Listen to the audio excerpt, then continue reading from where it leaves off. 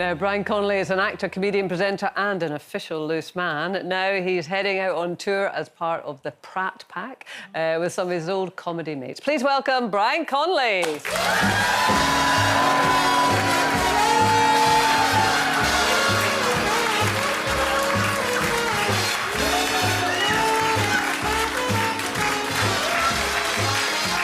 Happy Easter. Awesome. Happy Easter. Happy Easter. Happy Easter. Oh, yeah. Yeah, thanks, Brian. Oh, we always a bit on, isn't it? Oh. Look at you, you're so suave. Well, you know, I thought I'd make it... Oh,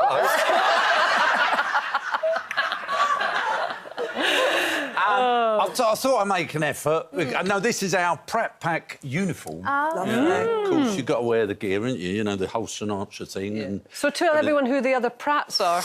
well, of course, Joe Pasquale is a very big Pratt. But no, you got your Brad, obviously Bradley Walsh and Shane Ritchie, and there we are. And it's just it's just like the crazy game. It's such a great title, actually. Yeah. Such Well, it's a great been on the title. cards for a long time. We've been talking about it for a long time, and we're not getting any younger, you know, so we thought we'd better do it because we can now cough, fart, sneeze and pee all at the same time.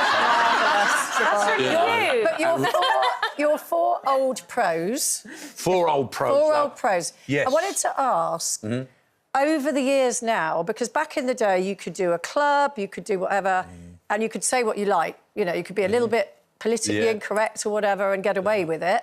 Now everybody's got a camera, everybody's got a phone. Yeah. Have you had to alter your material? Well, as a group, we cannot go into PC world, you know? Of course, yeah. I mean, but things move on. Comedy, we're all silly. No, That's but do you the have to bottom line. I mean, we even do it on the show sometimes. You have to overthink sometimes how you want to say something, just to be careful. Yeah, I agree, Do you I have agree. to overthink it a bit? To a degree. I mean, my show used to go out at 7:30, you know, Dangerous Brownish, Puppet and all that sort of stuff. I'm not joking, you couldn't even say the word bum. You know, I mean, now, I don't know what time it is. I'm sorry, I'll have to apologise to Brian Conley there. I don't care. Bum, bum, bum, bum, bum. No, you weren't. I'm not even kidding. You know, no, you can't say bum. I had a joke once about a bum, and no, you can't do it. So our comedy, you don't care, don't you? I got a big bum, little bum, you know, bum. But anyway, I've got to get a new one. One's got a crack in it. But no. But that's our humour, you see. We're just silly. And so, you know, with Joe on board as well, we don't have to worry about it too much because we generally just take the mickey out of each other. How long have you guys known each other? 40 years. 40 years? 40 years, we have. And the reason we're doing it, because we haven't got a very good pension. What, Bradley Walsh?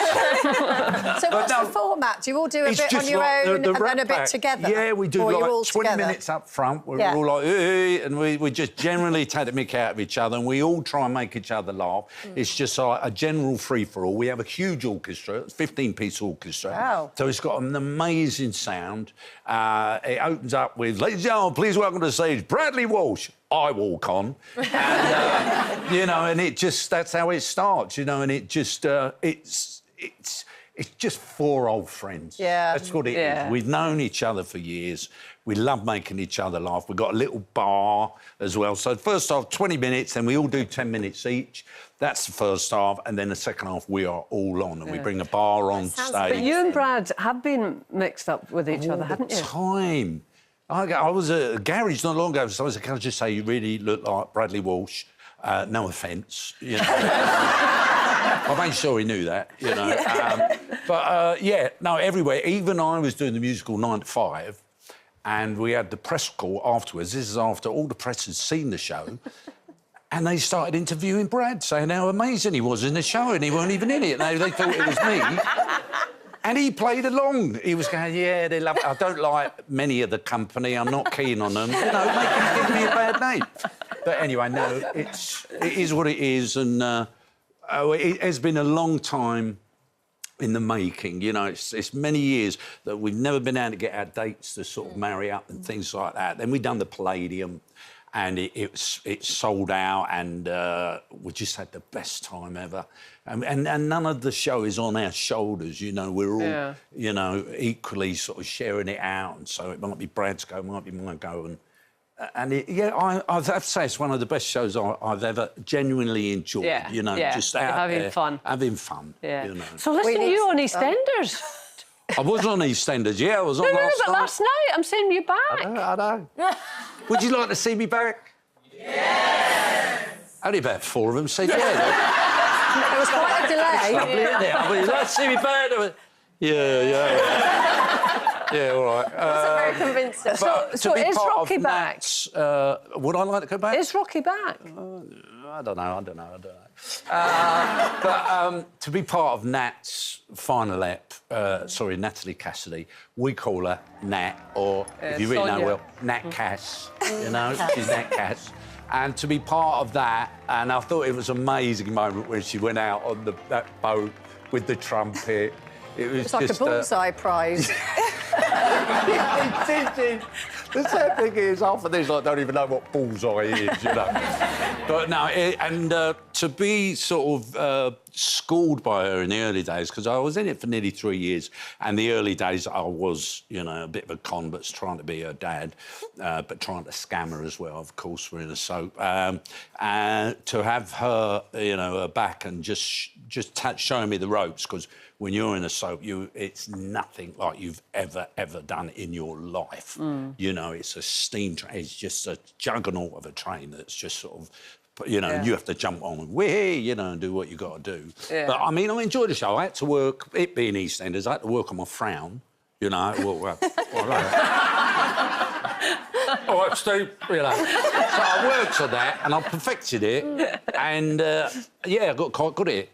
I could imagine quite a lot of this audience could be in EastEnders. I'm looking at it all like that, you know. Do you do social media? Because, you know, I don't know if you heard, we were talking about social media and kids now coming up, like, at the age of 11 with online this, that and the other. What's your view on social media? I